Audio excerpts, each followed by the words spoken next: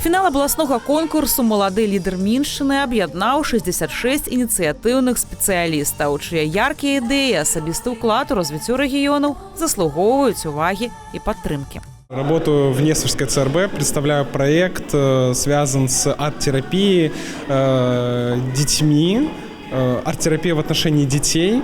Работаю в Центре раннего вмешательства. Мы работаем с детьми с психофизическими особенностями.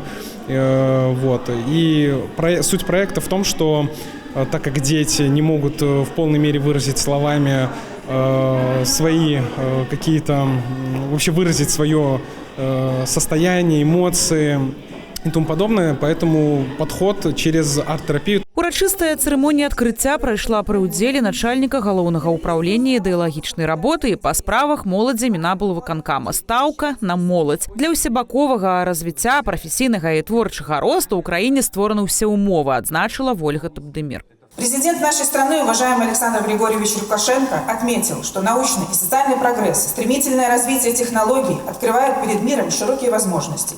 И именно вы и ваши проекты, представляемые сегодня, могут стать катализатором стремительных темпов развития тех сфер, специалистами в которых вы, безусловно, являетесь, и тех направлений, которые могут стать локомотивом для экономического и социального благополучия нашей страны. У 11-й раз малады лідар Міншчыны даў унікальную магчымасць раскрыць патэнцыял моладзі. Лідары дэманстравалі свае інавацыйныя ідэі. 6 канкурсантаў прадставілі Салігорскі раён. Кірыл Даўматовіч, гісторык, працаваў над праектам, прысвечаным беларускай жанчыне. Ларыса Бойка заклала падмурак для вывучэння гісторыі Салігоршчыны яшчэ ў 70-х-80-х годах. Мой проект прадстаўляе па сутнасці зборнік яе прац, які яна пісала 10 у стол, 10 публікавала, і вось у 2025 годзе я перавыдаў яе працы. Я б хацеў, каб мой проект быў рэалізаваны, папулярызаваны менавіта ў нашым раёне, таму што ведаў, менавіта гістарычных ведаў пра наш рэгіён вельмі мала, і вось мой проект гэта пра тое, як гэтыя белыя лакуны запоўніць менавіта гістарычнымі навуковымі ведамі пра гісторыю Салігоршчыны ад 19 да 21 стагоддзя.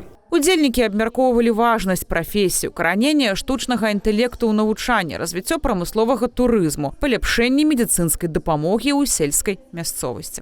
Мой проект называется «Медицинская помощь за чертой города. Критерии улучшения качества оказания медицинской помощи сельскому населению».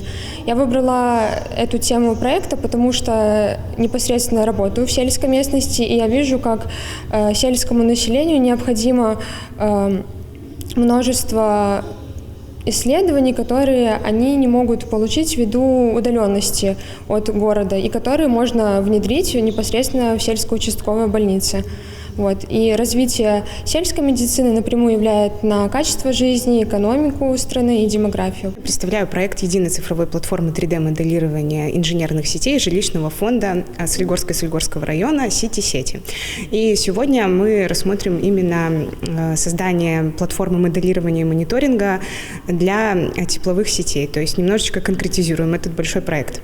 Его актуальность состоит в том, что наши инженерные сети очень разнообразны, их очень много, и данные о их расположении, их состоянии находятся в разрозненных форматах, и данная платформа может объединить это все в одном большом таком проекте, в котором они все будут отображены и в котором можно будет отследить их состояние и понимать, в какой момент, может быть, нужно что-то заменить, что-то подремонтировать для того, чтобы не допускать аварий. У гэтым годзе будуць вызначаны пераможцы ў сферах адукацыі, культуры, аховы здароўя, прамысловасці, спорту. Сярод маладых лідераў Міншчыны ў сферы СМИ тэлеаператор Салігорскага тэлеканала Рената Самусевич. В сфере средств массовой информации я представляю свой авторский проект «Стиль жизни», так как по итогам прошлого года Солигорск стал победителем среди городов центральных регионов в проекте «Здоровые города и поселки».